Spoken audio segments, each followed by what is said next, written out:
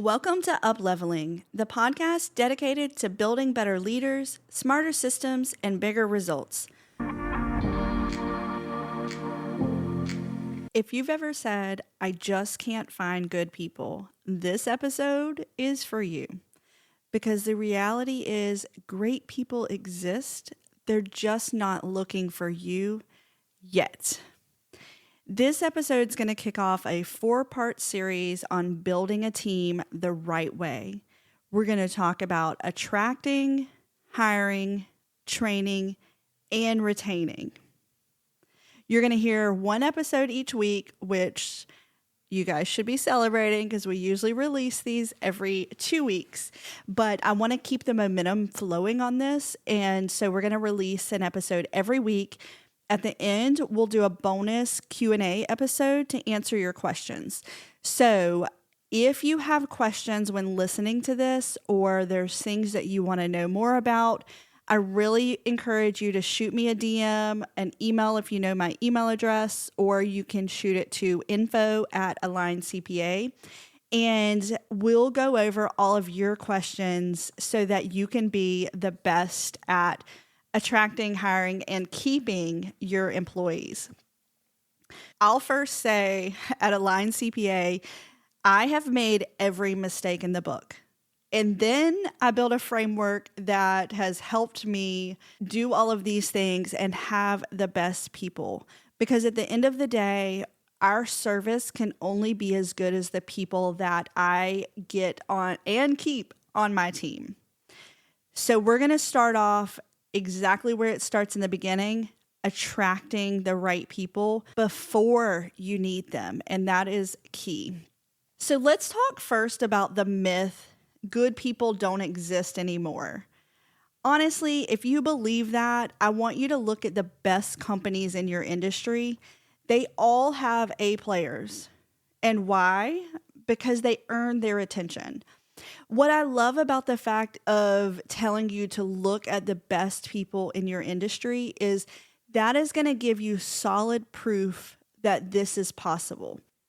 People come to me and I will say that they're hiring or keeping employees, everything around their people part of their business is the hardest part. And the reason is most of the time we haven't put in the thought behind how we do all of these things. And there's a little hard truth that I want to add here. If you are constantly hiring and firing, there is one common denominator, and that is you. I know that sounds harsh, but if you are constantly having turnovers, maybe you need to look in the mirror instead of looking at the job pool. The good news is, though, once you recognize that, you can fix it, and it's going to start today. So let's talk about why is hiring so hard. The reason is you were trained to be great at your craft, not at hiring. And unless you have that experience or you have really set out to educate yourself on the best hiring practices, you're not going to be great at it. Think about your career and what it is that you do in your business and how long you have been doing that, how much you have studied, how much you have learned, how much experience you have. So if you look at all of those things compared to your hiring experience, you probably have not put the time and I would say the reps in to mastering this. And honestly, most small business owners hire reactively and not strategically. You're constantly trying to catch up, or maybe 1 or 2 people leave and you're being reactive to putting a new person in place instead of being proactive and thinking strategically. All of this is going to lead to fast hires, bad fits, wasted money, and burnout. But hiring the right person is one of the highest leverage activities in your business. I want you to think of it this way. One great hire can save you 20 hours a week. One bad hire can cost you up to $30,000 and months of frustration. And the reason for that is if we hire the right person, and we get them onboarded and we train them, they are going to be successful in their role, which is going to take things off of your plate and allow you to grow. Whereas when we hire the bad person for that role, I don't want to say bad person because people aren't, I'm not saying that they're bad, but they're not a good fit for the role that you need. When we hire that person, they are going to suck the energy out of us. Ask me how I know. They are going to take so much of your time. And I understand you're going to try and make it work because you went through all of the headaches to hire the person in the first place. But the time and the money and the energy that you are losing by keeping the bad fit on your team is just going to stall your growth. So if you have big growth plans, or if you want to not be frustrated all the time, it is in your best interest to start at the beginning of this process and figure out how do you attract the right people. So let's jump into that. I've developed a system that is a 4-part people framework, and it is attracting, which is where we are building our employer brand. Hiring, this is where we're filtering for skills and values. That's the part a lot of people skip. We're training, meaning we're creating clarity and accountability around the role of what success looks like. And then we're retaining. We're building a culture that is going to keep winners on your team. Most people just jump straight into posting the job ad, but if you skip that attraction part, you're always going to feel like you're starting from scratch. Today, we're going to fix that. So in the first part for attracting, I want you to remember that hiring starts before you're hiring. And this is a mind shift that you need to make, that you are always hiring. Your website, your social media, your team culture, it's all a signal to potential hires. You're not going to attract A players with desperation. You're going to attract them by being a place worth working at. Just like your marketing brings in leads, your employer branding is going to bring in team members. So let's jump into tactics, because that's what I want in this podcast. I want to give you tips and tricks that you can start implementing to improve this hiring process. So how do we attract A players to the business? First, I highly recommend creating a careers page on your website that sells. You are selling to these potential employees. So I want you to think just like you're marketing and trying to sell to prospective clients or customers, you are marketing and trying to hire to prospective employees. So this career page, it does not need to be just a job board. What it should include, though, is your mission and your values. I want you to think of this as almost like a filter, because you want people to come to your website and you want them to select out. So if they don't agree with your mission or they don't agree with your core values that you have listed there, then they're not going to apply for your job, which is going to save you time and frustration, because you don't want the wrong person getting through the system. So this is our filter. But on this careers page, so we're going to list out our mission and values. I also want you to have why your team loves working here. If you go to the Align CPA website careers page, we have a video there of employees saying why they like working here. And actually, there's past employees on there as well. But they're telling the story of why they like working here. And the reason is a prospective employee doesn't want to hear from me, the CEO, because they don't trust me yet. So they might think I'm going to say, something that's maybe not true. Whereas I have my real team on there talking about working here. And those experiences are important for other people to hear about. Your careers page also needs to be a place to submit a resume anytime. Because remember, we want to be in that mindset that we are always hiring. You don't want to be in a position to where you miss out on A players because you don't have a way to take these resumes. I mean, it's very simple. Next, I want to encourage you to build a culture guide. And you can see an example of this on our Align CPA website on the careers page. This is going to also be a filter. We want to filter out people that are not going to fit our culture. People ask me that a lot about how do I create a culture? And a culture is built around having core values and how you communicate them, but having a team that believes and lives those core values.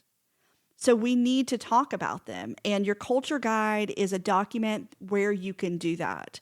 This is something that includes what we believe in, what kind of people succeed here, and what we're not okay with. And the reason is, again, we want the wrong people to opt out before they even apply. I don't want people who don't believe in the same thing that I believe to apply for a position, take up my time through reviewing resumes and interviewing to later figure out they're not a good fit. So this culture guide is going to do that. And when you come across prospective employees or someone who is looking for a job, you can send this document to them and they're either going to opt out, which you want, or they're going to get really excited about working there, which you also want. And it's going to be one or the other. So again, we're saving ourselves time and we're helping to build the culture we want by onboarding employees that fit with our values. Our next step is going to be using social media to show our vibe, again, show our culture. Just like you're marketing on social media to prospective customers, you want to use your social media to market to prospective employees. And the way you're going to do that is post a lot of behind the scenes. These are things like if you're doing team lunches or you're doing training days, or maybe you're congratulating or doing shout outs to employees that are already on your team. This is going to show prospective employees how you treat your team. And fun fact, if you're not doing these things, I highly recommend doing them and then putting them on your social media because people want to work where other winners work and they want to work where they feel supported. So if your social media can show how you support your team and your employees, you're going to attract better prospective employees. You're also going to build connection. So it's not just about like what you offer as far as benefits and things like that. It's about who you are and how you treat and respect your team. Our next tactic is we want to write content that attracts. So if you have a blog, which if you don't, I highly recommend that because number one, that's going to help with SEO. It's going to help with getting potential clients or customers. And then it can also help with getting prospective employees. But you could write blog posts about your team culture, about your values and why you stand for those, why you have those specific values, how your team members fit in with those. And this is a really good point to say that if you have always thought that having core values is fluff, I'm going to tell you you're wrong because having core values is how you build a team that feels congruent and works together and builds that culture where people enjoy being.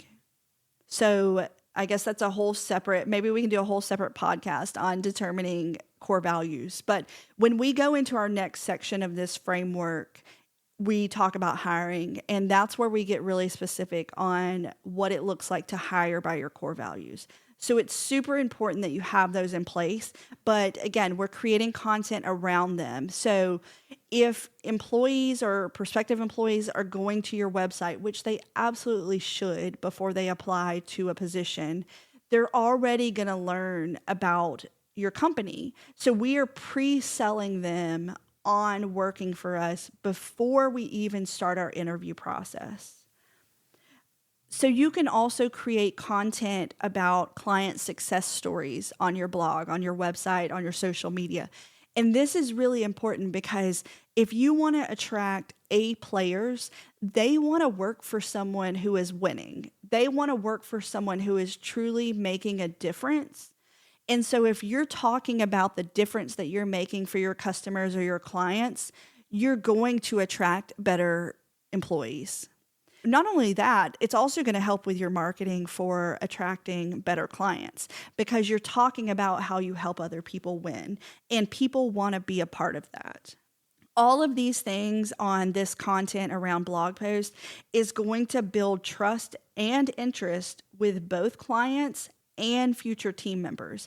And so again, we're doing this before we even start interviewing because we're pre-selling them. We want people to either opt out from working with us, or we want them to be so stoked and want to work with us. When you get in between, that's where we get B and C players. If you want an A player, we're weeding them out and we're filtering them through these processes. So one, we are always accepting resumes. Like, I never want to say, nope, we're not hiring. I always want to be actively hiring. Number one, you never know when someone might exit your team. I mean, we think that employees will never leave, but that's just not true. That's not reality. And so if I do have someone who is going to exit my team, I want to have someone in place before that, hopefully, 2-week notice is finished. Now, that's not always realistic, but I have a higher likelihood of making that happen if I'm always accepting resumes. I mentioned our culture guide before, and it gets downloaded all of the time because I can track that. I also will send that during our interviewing phase when we're asking someone to do an interview with us. We first do an interview screening, and then after that screening and we want to move them to a second interview, we send them the culture guide because I need them to opt out if they haven't already seen it on the website. And if you guys want to take a look at it, feel free to go to AlignCPA.com, download the culture guide. It's underneath our careers page. Like I said, I want you to create something very similar for your business because it's going to help. We've also had employees that have followed us on Instagram or LinkedIn years before applying. And that tells me that by the time they're ready to interview with me, I've already sold them on what we do here and how we do it. It's just helping me find the right players. We want to have A players here. Like that's no surprise. Everyone knows it. If they're on my team, they are an A player. And that means that they are the best and they're striving to be better. But ultimately, this is all what attraction looks like. It's a long game strategy, and it is not panic posting. This is why, like, if you do follow me on LinkedIn, I talk a lot about our culture or our team or our processes, how we work with clients, because I want someone who wants a job here to go to my LinkedIn and go through all of my posts over the last year to see how I talk and what we do. So let's wrap it up with what can you do today? I think it would be a really good tip to say, I want you to audit your online presence through the lens of a potential team member. Go to your Facebook page or your Instagram profile for your company and look to see, what are you posting about? Like, is it negative? Is it positive? Would you want to work for a company like yours and what you're posting? I doubt that any of you are posting negative things, but think of it as a lens of a prospective employee. And what could you post better? Really just kind of ask yourself, would I want to work here based on what I see? Or what is missing from our employer brand? Start with one step. That can be starting with a better careers page, or maybe you don't have one. I highly recommend that should be your first step. If you don't, go ahead and create that careers page. If you already have one, go through it and edit it, update it, make it look fresh. And if you've got those in place, think about developing that culture guide. And then move on to your social media and look at behind the scenes. Are there things that you could be posting? I'm sure that you're already doing things in your business with your current employees. So how can we paint a story of why prospective employees want to work here and put that on social media? Well, I gave you a lot of things to think about today about how we're attracting the best employees to apply for our jobs. In our next episode, we're going to talk about hiring and getting the right people in the door. Once you're attracting that interest, how do you filter it to make sure you get the right fit? We'll also walk through how to write better job ads, run better interviews, and stop hiring off of vibes. So if you found this helpful, I encourage you to share it with other business owners. But I also really want you to send me your questions that you have. That way we have the best content for our Q&A episode, because I would love to answer your questions and give you the best advice.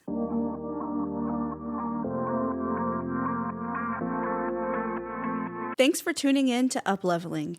If you found value in today's episode, be sure to subscribe and leave a review. It helps more entrepreneurs like you discover the show. Let's keep the conversation going. Connect with us on social media or visit aligncpa.com for resources and updates. Until next time, keep leading, optimizing, and upleveling.